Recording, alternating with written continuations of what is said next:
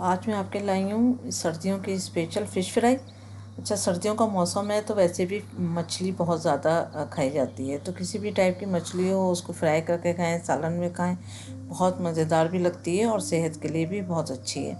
तो अब आते हैं हम रेसिपी की तरफ। तो यहाँ आधा चम्मच मैंने काली मिर्चों का पाउडर लिया है, आधा चम्मच मैंने हल्दी ली है, 1 टीस्पून फुल भर के मैंने कश्मीरी लाल मिर्चों का पाउडर लिया है और ज़ीरा पाउडर लिया है 1 टीस्पून फुल भर के।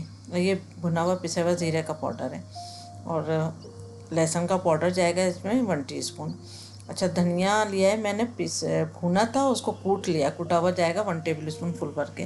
नमक 1 टीस्पून जाएगा और अजवाइन इसमें 1/3 टीस्पून जाएगी। उसके बाद लेमन जूस जाएगा इसमें 1/4 कप, या फिर आप 5 टेबल स्पून के जितना आप लेमन इसमें डाल लें। अजवाइन अगर आपके यहाँ पसंद नहीं की जाती तो हम मिक्स करा सकते हैं, लेकिन यह है कि अगर आप फ़िश बनाएंगे और उसमें अजवाइन डालें और धनिया कूट के डालें तो बहुत अच्छा टेस्ट आता है। धनिया को हल्का सा आप पहले भून लें और फिर कूट लिएगा तो बहुत ज़बरदस्त अच्छी सी फ्लेवर आएगा उसका, धनिया का भी और अजवाइन का भी।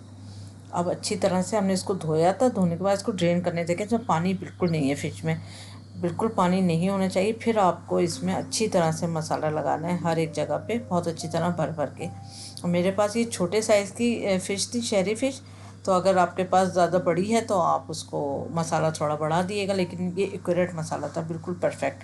सारा मसाला मैंने इसमें लगा दिया है, बहुत अच्छी तरह से मसल के लगाइएगा। और फिर इसके बाद इसको फ्रिज में रखते हैं अगर टाइम है आपके पास तो। आप मेरे पास जैसे ये अर्ली मॉर्निंग थी तो उसके बाद मैंने दोपहर में फ्राई करा। आपके पास अगर टाइम हो तो 5-6 घंटे का टाइम ज़रूर दें, वरना फिर आधा 1 घंटा तो इसको ज़रूर दिएगा ताकि मसाला अंदर तक चला जाए। उसके बाद इस पर अच्छे से हमने तवे पे ऑयल लगा लेना है। फिर जब अच्छा गर्म ऑयल हो जाए फिर हमने इसमें फ़िश रख देनी है। एक साइड पर हमने तकरीबन 5 से 6 मिनट इसको कुक करना है मीडियम आंच पे। अच्छा गर्म तेल होना चाहिए। जब 5-6 मिनट गुजर जाए अच्छे से तो फिर आपने इसको पलट देना है। पलटने के बाद भी आपने इसको 5-6 मिनट ही देना है। तो ये अच्छे से फिश जल्दी से ही गल जाती है और भाप में भी गल जाती है, तो इसलिए इसको आपने बस 5 से 6 मिनट, टोटल टाइम आपने 12 से 15 मिनट दे दें बस। तो उसके बाद ये रेडी हो जाएगी और आपको ख़ुद पता चल जाएगा कि फ़िश जो है वो फ्राई हो चुकी है। अब इसको आराम से हम निकाल लेंगे।